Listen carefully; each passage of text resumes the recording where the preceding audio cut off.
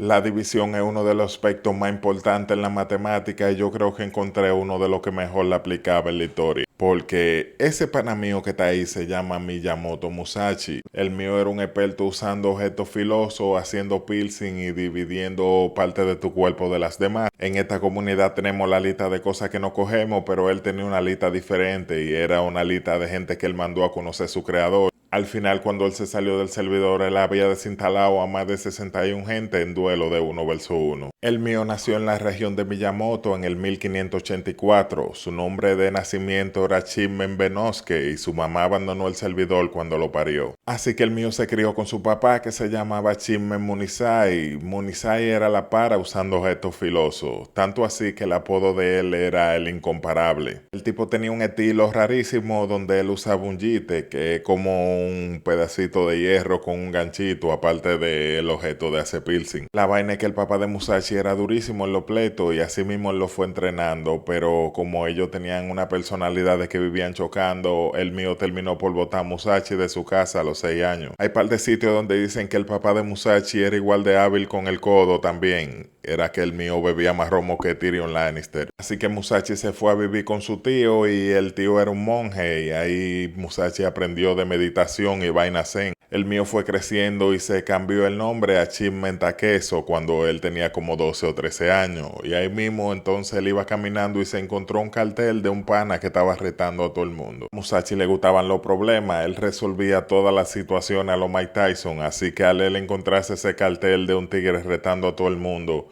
él decidió darle para allá. El pana se llamaba Arima Kihei y él puso un letrero y dijo: aquí el miedo lo dejamos en la gaveta. El que tenga miedo a que lo desinstalen, que no entre al servidor. Nos juntamos a las 3 hoy en la tarde y todo el que quiera problema, dele para allá. Musashi se apareció allá con un palo porque él no tenía acceso a objetos de hacer piercing y al final no lo necesitó porque Musashi le dio más palos que un baterista a su instrumento. Con tanto los palos que el pana terminó por salirse del servidor y así inició la lista de Takeso, el primero con 13 años. Pasaron un par de años donde Musashi parecía un libro de cálculo diferencial porque él le daba problemas a todo el que se encontraba y así creció el mío hasta que cuando tenía como 20 años, ahí fue que se cambió el nombre a Miyamoto Musashi. El mío salió para la calle sin rumbo, como un vagamundo sin rumbo. El mío quería ser el samurái maduro, él quería ser el verdadero guerrero, y así llegó él a Kioto. En esa provincia habían varias escuelas, pero había una que era la escuela de Yoshioka. Musashi llegó al pueblo y de una vez retó al líder que se llamaba Yoshioka Seiyuro. Loco tenía que hacerte el duelo porque Musashi lo retó en público, tú sabes, por el respeto. Como él sabía que Seiyuro era pila de orgulloso y que esa gente vivían del sonido, el mío aplicó las verdaderas tácticas de guerra. Musashi era un maestro del rage baiting y él lo que hizo fue que llegó tardísimo al duelo que ellos iban a tener. El mío llegó con su boken en mano,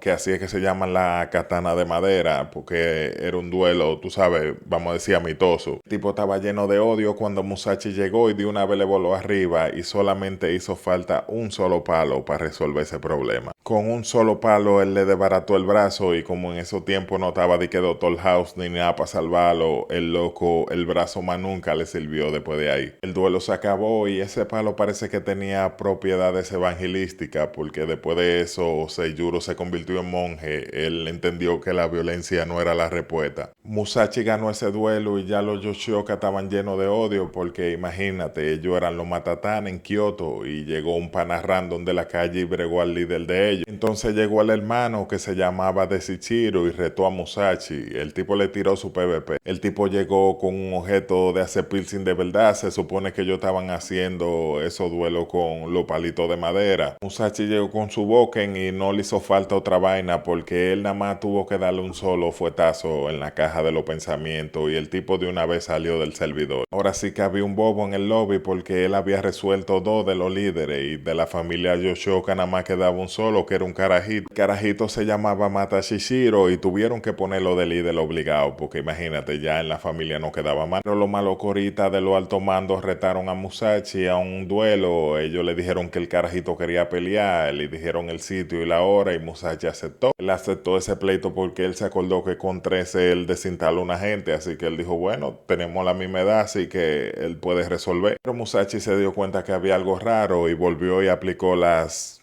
Tácticas de guerra. Musashi esta vez lo que hizo fue que llegó todavía más temprano, muchísimo más temprano, y se escondió en el bosque donde ellos le dijeron en una arboleda. Y él tenía razón, porque cuando él se dio cuenta llegaron más de 30 tigres con todo tipo de objetos de hacer piercing. Incluso tenían algo para hacer piercing a distancia. Todo eso era una trampa para sacar a Musa del servidor, pero el problema fue que cuando ellos se vinieron a dar cuenta, ya hace rato que Musashi le había pasado por al lado al carajito. Digamos que el carajito más nunca iba a sufrir de migraña.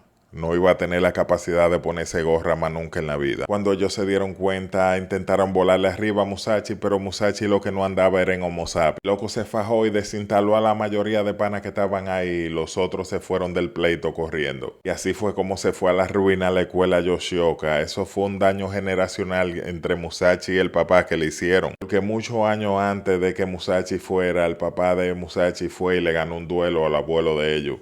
Ya tú sabes la cantidad de aura que se farmió Musashi con esa vuelta. El mío era el único que había acabado con una escuela entera. De repente él tenía un montón de gente cayendo la trapa, mandarlo a conocer a San Pedro, así que tuvo que irse de Kioto. Las autoridades lo denominaron una persona peligrosa y ahí fue que él desarrolló su técnica, el Niten Ichiryu. Era la técnica donde él usaba dos objetos de hacer piercing, uno corto y uno largo. Como la gente sabía que él era una bestia, a veces le caían en grupo y esa técnica le permitía pelear con grupos de gente sin problema. Hoy Musashi podía usar esa técnica porque él era altísimo, él era muy alto comparado con las otras gente. Digamos que la otra gente andaban por 5'1", 5'2", y el mío medía 5'11". Así que su altura y los brazos largos le permitían tener balance para manejar dos objetos de hacer piercing. Ya la fama del mío se había extendido y era de un duelo tras otro que él vivía metido. De repente llegó un pana que se llamaba Musugunosuke y lo retó a un duelito bacano ahí chilling. El pana usaba un instrumento que se llama bo, que es una vara larguísima, y con eso él se la pasaba retando a todo el que veía en Japón. Esa gente de verdad vivían en Street Fighter era. Se tiran el primer duelo y Musa estaba manejándolo ahí a la distancia. El pana usaba su vara para mantenerlo lejos, pero Musa usó su técnica con las dos espadas y le quitó la vara y ahí se acabó el duelo. Que era un duelo chile y no era un duelo hasta la desinstalación. Así que el pana se fue y decidió crear otro estilo. Él agarró la vara y la recortó y creó otro instrumento que se llama el yo, que era algo parecido pero mucho más corto.